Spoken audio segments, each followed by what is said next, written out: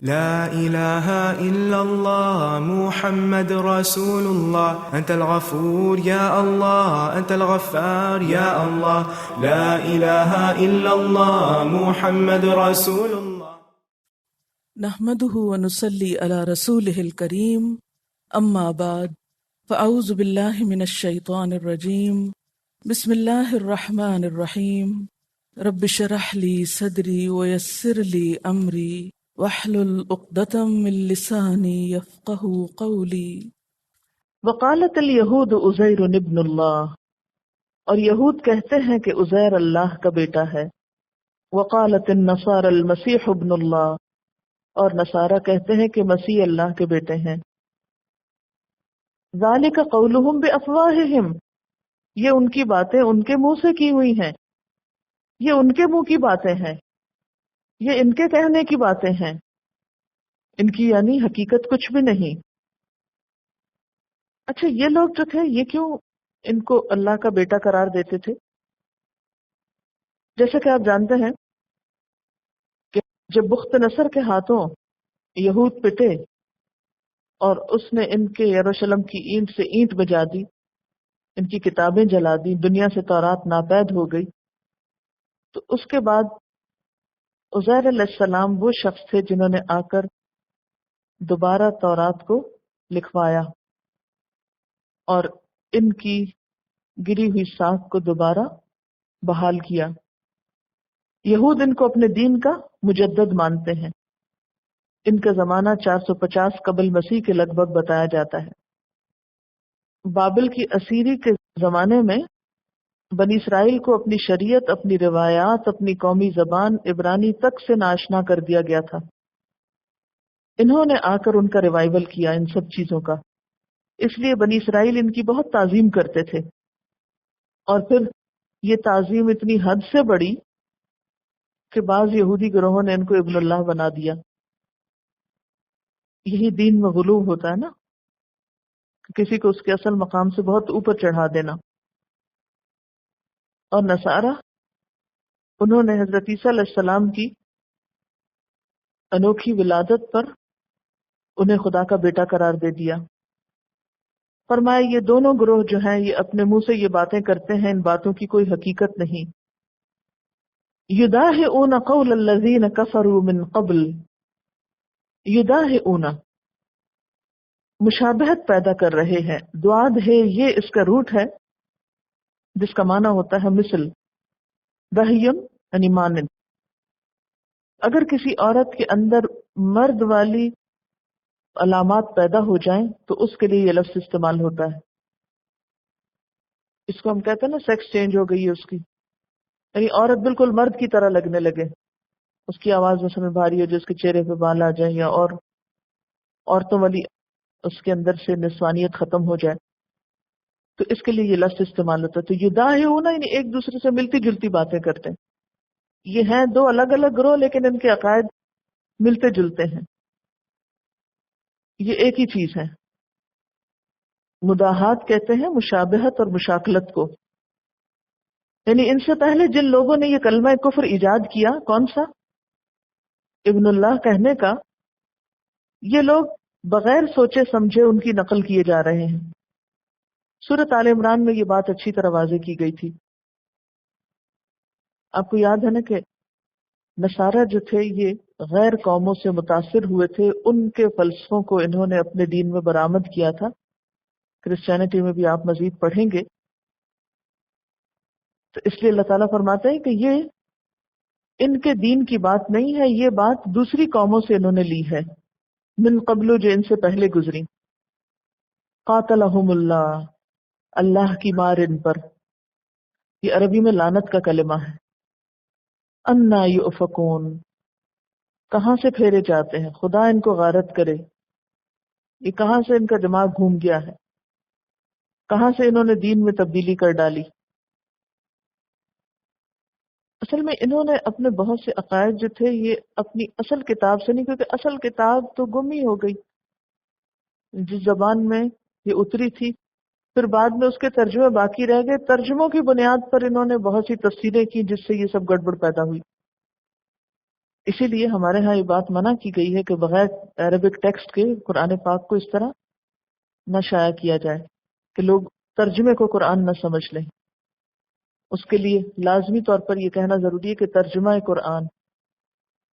یہ ریسنٹلی دیکھنے میں آیا ہے کہ قرآن پاک کا صرف اردو ٹرانسلیشن جو ہے مفت تقسیم کیا جاتا ہے. تو یہ بھی ایک چال معلوم ہوتی ہے یا سازش معلوم ہوتی ہے کیونکہ یہ بات درست نہیں ہے. اصل میں دوسری اقوام کو اس بات پر مسلمانوں سے بہت حسد ہے کہ ان کی کتاب ابھی تک محفوظ کیوں ہے. ہمارے پڑھے لکھے طبقے میں یہ سوچ بھی پیدا ہو رہی ہے کہ نماز کو اپنی زبان میں کیوں نہیں پڑھا جاتا، عربی پڑھنے کی کیا ضرورت ہے، خالی ترجمہ کافی کیوں نہیں. ہمارے بچوں کو عربی پڑھنے میں بہت مشکل ہوتی ہے. میں سوچتی ہوں کبھی انہیں انگریزی پڑھنے میں مشکل کیوں نہیں ہوئی، وہ ان کی مادری زبان ہے. ابھی تو غیروں کی زبان تھی، وہ اپنی ہو گئی، اور جو اپنے رب کی زبان ہے وہ غیر ہو گئی، وہ مشکل پڑ گئی. تو بہت سے لوگ اس کا سوال کرتے ہیں مجھ سے بھی کہ کیا یہ کافی نہیں کہ ہم صرف ترجمہ ہی پڑھ لیا کریں، جو سمجھ نہیں آتا اس کو پڑھنے کا فائدہ کیا. اللہ کا کلام ہے، اللہ کے کلام کا ایک ایک حرف جو ہے وہ باعث اجر ہے. اور ہم مسلمانوں میں اور دوسری قوموں میں وجہ امتیاز یہ ہے کہ اللہ نے آج بھی اس زبان کو زندہ رکھا ہے 1400 سال گزرنے پر، جس میں اس نے اپنی کتاب بھیجی ہے. کسی بھی اور دین کے پاس یہ نعمت نہیں ہے. اتخذوا احبارهم ورهبانهم اربابا من دون اللہ، یعنی شرک کی ایک قسم کیا تھی کہ انہوں نے پیغمبروں کو اللہ کا بیٹا بنا دیا. پیغمبروں کے بعد جو ان کے علماء اور راہب تھے ان کو بھی انہوں نے اپنا رب بنا لیا. اتخذوا احبارهم ورهبانهم اربابا من دون اللہ، انہوں نے اپنے علماء اور درویشوں کو اللہ کے سوا اپنا رب بنا لیا. والمسیح ابن مریم، اسی طرح مسیح ابن مریم کو بھی. حضرت عدی بن حاتم کہتے ہیں کہ میں نے نبی صلی اللہ علیہ وسلم سے یہ آیت سن کر عرض کیا کہ یہود و نصارہ نے تو اپنے علماء کی کبھی عبادت نہیں کی، پھر یہ کیوں کہا گیا ہے کہ انہوں نے ان کو رب بنا لیا؟ آپ صلی اللہ علیہ وسلم نے فرمایا یہ ٹھیک ہے کہ انہوں نے ان کی عبادت نہیں کی، لیکن یہ بات تو ہے نا کہ ان کے علماء نے جس چیز کو حلال کیا اس کو انہوں نے حلال سمجھا، جس چیز کو انہوں نے حرام کیا اس کو انہوں نے حرام سمجھا. یہی ان کی عبادت کرنا ہے. اسی لیے پیچھے آپ دیکھیں نا وَلَا يُحَرِّمُونَ مَا حَرَّمَ اللَّهُ وَرَسُولُهُ، تو یہ بھی دین کا ایک حصہ ہے. حلال کو حلال سمجھا جائے اور حرام کو حرام سمجھا جائے. اور اگر اللہ اور اس کے رسول کے علاوہ یہ اختیار کسی تیسرے کو دیا جائے تو گویا اس کو بھی رب ماننا ہے، کیونکہ حضور صلی اللہ علیہ وسلم بھی دراصل جو کچھ حرام کرتے ہیں وہ اللہ ہی کی مرضی کے مطابق ہے. تو اس لیے اصل جو حکم ہے وہ اللہ ہی کا ہے. یعنی رب کی عبادت صرف نماز پڑھنے سے نہیں ہوتی، بلکہ اللہ کی حرام کردہ چیز کو حرام سمجھنے سے بھی اس کی عبادت ہوتی ہے. اب کتنے افسوس کی بات ہے کہ کچھ مسلمان ہی کہتے ہیں شراب حرام نہیں ہے. کہاں لکھا ہے کہ حرام ہے؟ تو دین کے ان بنیادی نظریات کو تبدیل کرنا جو ہے یہ بھی عبادت میں خلل ڈالتا ہے. وَمَا أُمِرُوا إِلَّا لِيَعْبُدُوا إِلَٰهًا وَاحِدًا، اور ان کو کیا حکم دیا گیا تھا کہ وہ صرف ایک اللہ کی عبادت کیا کریں. لا الہ الا ہو، اس کے سوا کوئی الہ نہیں. سبحانہ عما یشرکون، پاک ہے وہ اس سے جو وہ شریک ٹھہراتے ہیں. اصل بات یہ کہ جب انسان کا ایمان زندہ ہوتا ہے نا تو وہ ہر چیز کو خدا کی طرف منسوب کرتا ہے. کیا آپ کو یہ محسوس نہیں ہوتا اپنی عملی زندگی میں کہ جب سے آپ نے اللہ کی کتاب کو پڑھنا شروع کیا ہر چیز میں آپ اللہ تعالیٰ کا عمل، دخل اور تعلق اور سوچ ہر معاملے میں آپ کو آتی ہے؟ ایک بہت بڑا فرق ہے نا. یعنی اس کتاب سے جو ایمان زندہ ہوتا ہے تو ہماری زندگی میں آنے والا ہر واقعہ، حادثہ، کوئی چیز، خوشی، غمی، اچھا برا، ہر چیز میں ہم کس کو شامل کر لیتے ہیں؟ اپنے رب کو شامل کر لیتے ہیں، اور ہر چیز کو ہم اسی نسبت سے سمجھنے کی کوشش کرتے ہیں، ہر چیز کا تعلق اسی سے جوڑنے کی کوشش کرتے ہیں. اور دوسری قسم کے لوگ وہ کیا کرتے ہیں؟ جب دنیا کی نظر سے ہر چیز کو دیکھتے ہیں تو وہ پھر خالق کو مخلوق کی سطح پہ اتار دیتے ہیں. یہود و نصارہ میں یہی بگاڑ پیدا ہوا. وہ اللہ تعالیٰ کی سپرمیسی اور اللہ تعالیٰ کی فوقیت کو بھول کر جو ظاہری نظر آنے والی چیزیں تھیں دنیا میں کھو کر رہ گئے. لہذا ہر چیز کو انہوں نے دنیا کی نظر سے دیکھا. انہوں نے رب کو بھی دنیا کی نظر میں دیکھا، یعنی انسانوں کی شکل میں انہوں نے رب دیکھا. اصل میں یہ پچھلی قوموں سے متاثر ہوئے تھے. رومی اور یونانی قومیں جو تھیں انہوں نے اپنے جو بت بنائے ہوئے تھے اور دیوتا بنائے ہوئے تھے وہ ان کو خدا ہی کے اوتار سمجھتے تھے. سورج دیوتا اور چاند دیوتا اور مختلف اور جو ان کی جو میتھولوجی تھی، اسی سے یہ لوگ متاثر ہوئے تھے اور ان کے اندر بھی بگاڑ آیا. اور کیا کرتے ہیں یہ اہل کتاب؟ کیوں حکم دیا گیا ان سے جنگ کرو؟ یہ اس کی وجوہات بتائی جا رہی ہے نا آگے، کیونکہ انہوں نے اللہ کا حق مارا، اللہ کا بیٹا کسی کو بنا دیا. پھر اور قصور کیا ہے؟ احبار اور رہبان کو رب بنا دیا. پھر کیا قصور ہے؟ یریدون ان یطفئوا نور اللہ بافواہہم، یہ چاہتے ہیں کہ اللہ کے نور کو اپنے منہوں سے بجھا دے. اللہ کا نور یہاں کیا ہے؟ اسلام. یہ چاہتے ہیں کہ اللہ کے نور کو اپنے منہوں سے بجھا دے، اپنی پھونکوں سے بجھا دے. اس چراغ کو پھونکوں سے بجھائیں. وَيَأْبَى اللَّهُ إِلَّا أَن يُتِمَّ نُورَهُ، مگر اللہ اپنی روشنی کو مکمل کیے بغیر ماننے والا نہیں ہے. وَلَوْ كَرِهَ الْكَافِرُونَ، خواہ کافروں کو یہ کتنا ہی ناگوار کیوں نہ ہو. ہر دور میں یہود و نصارہ کا یہ طریقہ رہا کہ انہوں نے اسلام اور پیغمبر اسلام کی ذات کے خلاف اور مسلمانوں کے کردار کو اتنا مسخ کیا، اس کے خلاف ایسا پروپیگنڈا کیا کہ لوگ اسلام سے متنفر ہو جائیں. اگر حقیقی معنوں میں دیکھا جائے تو دنیا میں اللہ کے راستے سے روکنے والے، دین کے راستے میں سب سے بڑی رکاوٹ یہی لوگ تھے جو اس بات کا بھی دعویٰ کرتے تھے کہ ہم خدا کو، آخرت کو، ہر چیز کو مانتے ہیں، اور اس کے ساتھ حق کو پہچاننے کے باوجود اس کا انکار کرتے تھے. فرمایا یریدون ان یطفئوا نور اللہ، یہ چاہتے ہیں کہ اللہ کا نور ان کے منہوں سے، یعنی ان کی باتوں سے بجھ جائے، ان کے غلط پروپیگنڈے سے دین اسلام دب کر رہ جائے. اور اللہ بھی اپنے نور کو پورا کرنے والا ہے، خواہ ان کو کتنا ہی ناپسند ہو. کافر کیوں کہا گیا ان کو؟ کافر کا لغوی مطلب ہوتا ہے چھپانے والا. رات کو بھی کافر کہتے ہیں کیونکہ وہ بھی ساری چیزوں کو اندھیرے میں چھپا لیتی. کاشتکار کو بھی کافر کہتے ہیں کیونکہ وہ دانے کو زمین میں چھپا دیتا ہے. تو کافر بھی چونکہ اللہ کے نور کو چھپانا چاہتا ہے، یا پھر اپنے دلوں میں کفر اور نفاق کو، اسلام اور مسلمانوں کے خلاف بغض و عناد کو چھپاتا ہے، اس لیے اس کو بھی کافر کہا جاتا ہے. اس پر ایک شعر بھی ہے نا، نور خدا ہے کفر کی حرکت پہ خندہ زن، پھونکوں سے یہ چراغ بجھایا نہ جائے گا. مراد اس سے کیا ہے؟ زبانی پروپیگنڈا. اور آج کے دور میں یہ فتنہ ماضی کی نسبت کئی گنا زیادہ ہے. اس وقت تو کوئی ایک شخص بولتا تھا تو چند لوگ سن پاتے تھے، لیکن اب ایک شخص بولتا اور پوری دنیا سن سکتی.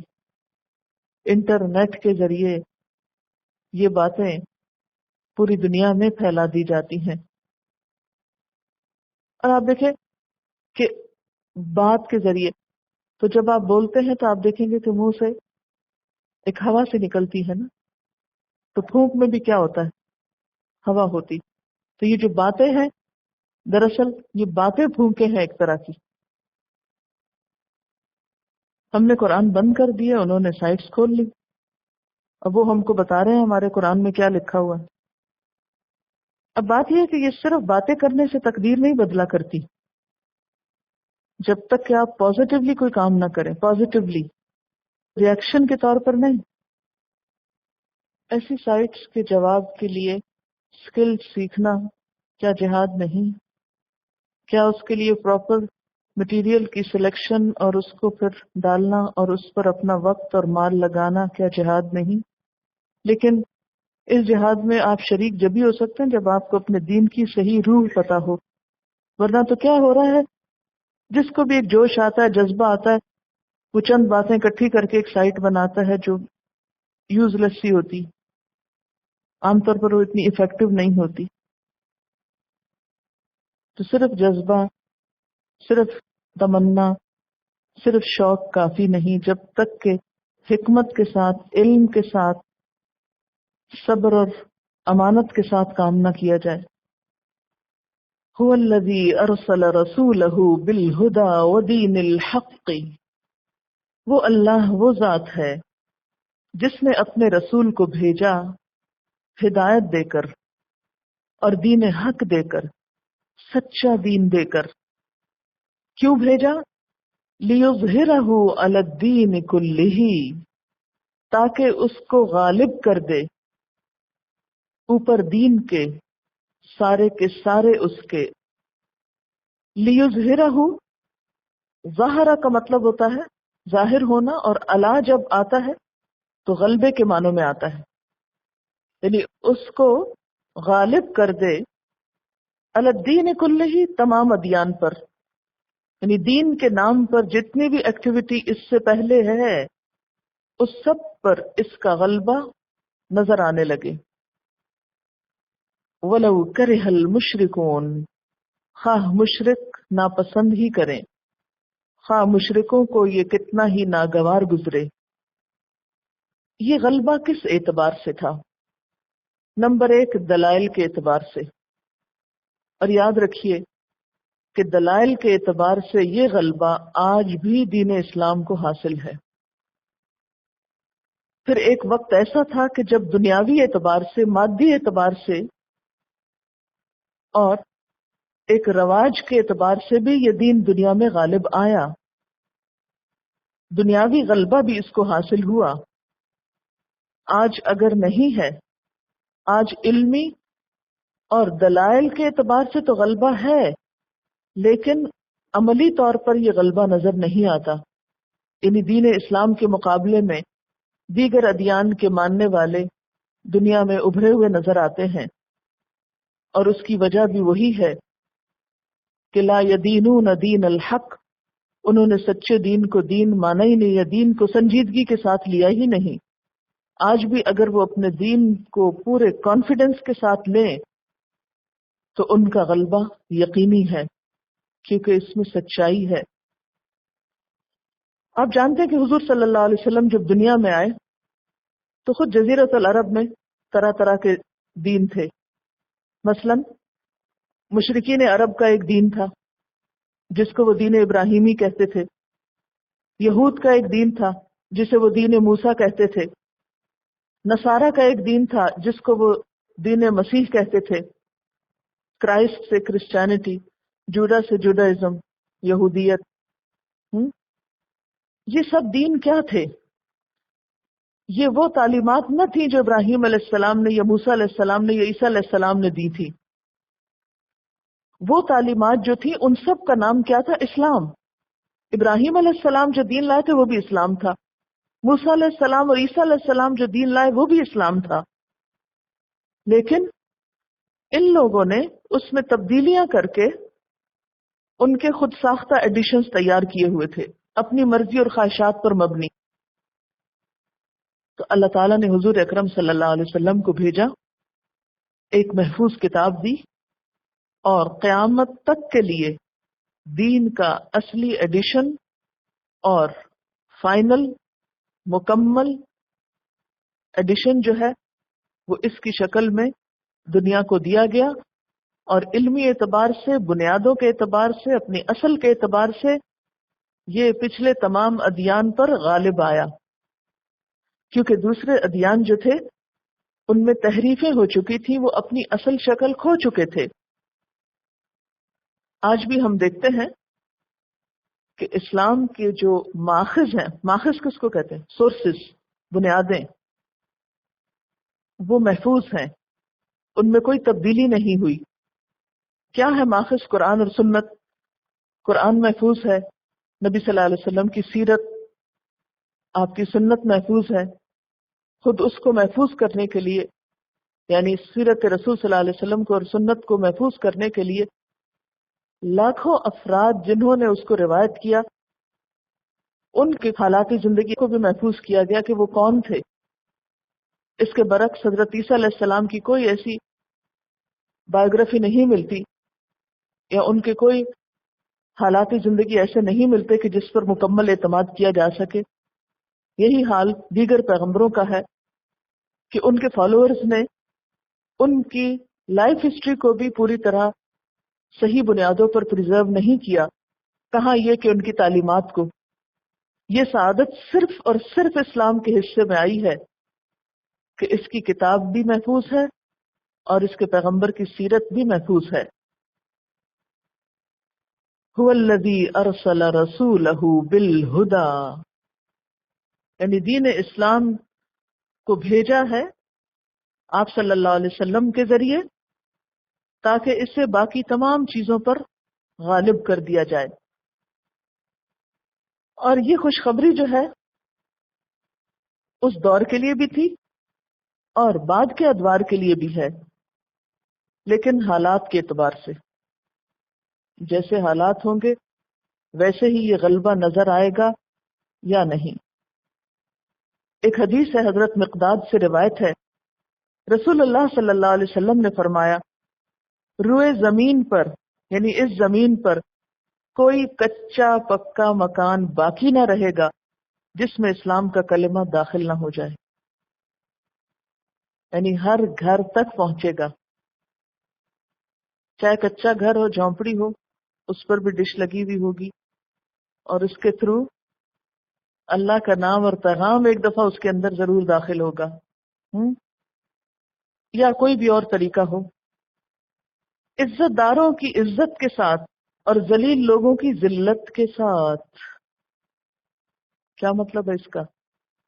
یعنی اسلام کا کلمہ داخل ہوگا عزت داروں کی عزت کے ساتھ اور ذلیل لوگوں کی ذلت کے ساتھ، یعنی اس کے حامل جیسے ہوں گے ویسے ہی پہنچائیں گے۔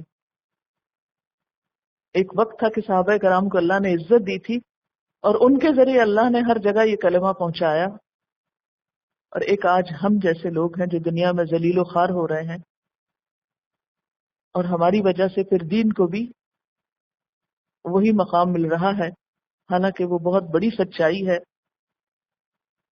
اور پھر جن کو اللہ عزت دیں گے وہ مسلمان ہوں گے، جن کو ذلیل کرنا ہوگا وہ اسلام کو قبول نہ کریں گے مگر اسلامی حکومت کے تابع ہو جائیں گے۔ اور حضور صلی اللہ علیہ وسلم کے بعد یہ وعدہ پورا ہوا، اسلام تقریباً 1000 سال تک عملی طور پر دنیا میں عزت کے ساتھ رہا، اس کو غلبہ نصیب ہوا۔ یہی وجہ ہے کہ آج اسلام کے نہ ماننے والے بھی اس بات کو ضرور مانتے ہیں کہ اسلام وہ دین ہے جس نے دنیا کو سائنس جیسی نعمت دی اور فکری آزادی دی، کیونکہ اس سے پہلے سوچ پر بڑی پابندیاں تھیں۔ آپ کو معلوم ہے کہ کرسچینٹی میں کسی بھی شخص کو اپنے عقل یا دماغ استعمال کرنے کی اجازت نہیں ہوتی تھی۔ کوئی بھی نیا نظریہ یا فلسفہ لاتا جو ان کے تحریف شدہ دین کے خلاف جاتا یا ان کی آرزوؤں اور خواہشات کے، تو ان کو ڈیتھ پینلٹی تک دی جاتی۔ بے شمار لوگوں کو، بے شمار سائنٹسٹ کو زندہ آگ میں جلایا گیا اور بہت ظلم و ستم ہوئے۔ یہ اسلام ہے جس نے سوچ کے یہ پہرے اٹھائے اور عقل کے استعمال پر بار بار زور دیا۔ یا ایھا الذین آمنوا، اے لوگو جو ایمان لائے ہو، ان کثیرا من الاحبار والرہبان، بے شک بہت سے احبار، احبار حبر کی جمع، ایسا شخص جو بات کو خوبصورت طریقے سے پیش کرنے کا سلیقہ رکھتا ہو. حبر اصل میں کہتے ہیں خوبصورت اور منقش کپڑے کو، ایمبرائڈری والے کپڑے کو، جو سادے کپڑے کے مقابلے میں زیادہ خوبصورت ہوتا ہے. ایک کپڑا خواہ کتنا ہی قیمتی ہو، اس کے مقابلے میں وہ کپڑا جو کم قیمت کا بھی ہو لیکن اس کے اوپر کچھ کڑھائی وغیرہ ہوئی ہو تو زیادہ خوبصورت لگتا ہے. تو اس کو عربی میں کہتے ہیں ثوب محبر، نقش و نگار والا کپڑا، یعنی خوبصورت کپڑا. تو علماء یہود کو احبار کہا گیا کیونکہ یہ بات کو بہت سلیقے سے کرنا جانتے تھے. آج کل کبھی آپ نے کوئی ایسا چینل دیکھا ہے یا سنا ہے جس میں کرسچن پریسٹ اور جیوز جو ہیں وہ اپنے دین کی تبلیغ کر رہے ہوں؟ کبھی موقع ملا آپ کو؟ بولنے کا جو سٹائل اور انداز ہے وہ بہت مؤثر ہوتا ہے. اس سے بتانا یہ مقصود ہے کہ ایک باطل دین جس کی کوئی بنیاد نہ ہو، جس میں کوئی سچائی نہ ہو، اگر اس کو خوبصورت طریقے سے پیش کیا جائے تو وہ بھی لوگوں کے دل بدل دیتا ہے. کہاں یہ کہ ایک سچا دین، لیکن افسوس کہ اس دین کے ماننے والوں نے اس فیلڈ کو ہی چھوڑ دیا، اس کے لیے کوئی محنت ہی نہیں کی. اور اس میں حضور اکرم صلی اللہ علیہ وسلم کا انداز تعلیم جو ہے وہ ہمارے لیے ایک بہترین خوبصورت مثال ہے، لیکن ہمیں پتہ ہی نہیں. ہمارے اکثر مقررین حضرات اور جو مبلغین حضرات ہیں ان کو نہیں پتا کہ حضور صلی اللہ علیہ وسلم کی اسپیچ کا سٹائل کیا تھا، خطبہ کا سٹائل کیا تھا، تعلیم کا انداز کیا تھا، عام گفتگو کیسی تھی. اور آپ نے پڑھا ہوگا یا سنا ہوگا کہ لوگ آپ کی گفتگو سے اتنا متاثر ہوتے تھے کہ آپ کو ساحر کہا جانے لگا کہ یہ تو جادو کر دیتے ہیں، ان سے بات نہ کرنا. تو اگر آپ چاہتے ہیں کہ اپنے دین کو خوبصورت انداز سے پیش کریں، دین کا غلبہ اور دین کی صورت عوام میں نظر آتی ہے نا جو اس کو پیش کرنے والے ہوتے ہیں. ہم نے کبھی اس کے لیے کوئی محنت کی، کوئی کوشش کی، کوئی شوق بھی آیا کبھی؟ شیشے کے سامنے بول کر دیکھیے. احبار حبر کی جمع ہے، ایسا شخص جو بات کو خوبصورت طریقے سے پیش کرنے کا سلیقہ رکھتا ہو. خوبصورت اور منقش کپڑے کو ثوب محبر کہا جاتا ہے. مراد علماء یہود ہیں جو دین کو بہترین طریقے سے پیش کرتے تھے. اور رہبان راہب سے ہے، علماء نصارہ کے لیے استعمال ہوتا ہے یا صوفیاء نصارہ کے لیے. ان کے ہاں علماء کے لیے قسیسین کا لفظ ہے، پیچھے آپ پڑھ چکے ہیں. فرمایا ان کثیرا من الاحبار والرہبان لیأکلون اموال الناس بالباطل، کہ بہت سے احبار اور رہبان لوگوں کے مال باطل طریقے سے کھاتے ہیں. باطل طریقے کون سے تھے؟ مثلا ان کے باطل طریقوں میں نمبر 1 یہ کہ حرام چیزوں کو حلال کرنا تھا. مثلا انہوں نے سود حلال کر لیا تھا اپنے لیے. پھر اسی طرح رشوتیں لے کر غلط فتوے دیتے تھے. پھر نجات نامے فروخت کرتے تھے. نجات نامہ کیا ہوتا ہے؟ معافی نامہ. حرام کردہ چیزوں مثلا چربی کو پگھلا کر ان کی قیمت کھا لیتے تھے. چربی حرام تھی نا ان پر، قرآن پاک میں آپ نے پڑھا، لیکن وہ کیا کرتے تھے؟ اس کو لیکوڈ بنا کے اس کو بیچ لیتے تھے کہ سالڈ حرام ہے لیکن لیکوڈ حلال کر لیا. ہیلا سازی کرتے تھے. شادی یا غمی کی کوئی رسم ہو اس میں اپنا حصہ اور نذرانے وصول کرتے تھے، اور یہی چیز دراصل ان کے دین میں رکاوٹ کا سبب بن جاتی. حضرت عیسیٰ علیہ السلام نے ان کی انہی کارگزاریوں پر تبصرہ کرتے ہوئے فرمایا تم اوروں کو تو زیرے اور سونف پر بھی عشر کا حساب بتاتے ہو، لیکن خود دوسروں کا مال ہڑپ کر جاتے ہو. دوسرے کا مال لینے کا حق کب ہے انسان کو؟ جب وہ واقعی کسی دوسرے کی کوئی حقیقی خدمت کرے یا اس کو نفع پہنچائے، لیکن اس کے بغیر کسی کو دھوکے میں مبتلا کر کے کسی کو ایکسپلائٹ کر کے اس کا مال لینا یہ سراسر ناجائز ہے۔ سبحانک اللہم و بحمدک، اشہد ان لا الہ الا انت، استغفرک و اتوب الیک۔ السلام علیکم و رحمۃ اللہ وبرکاتہ۔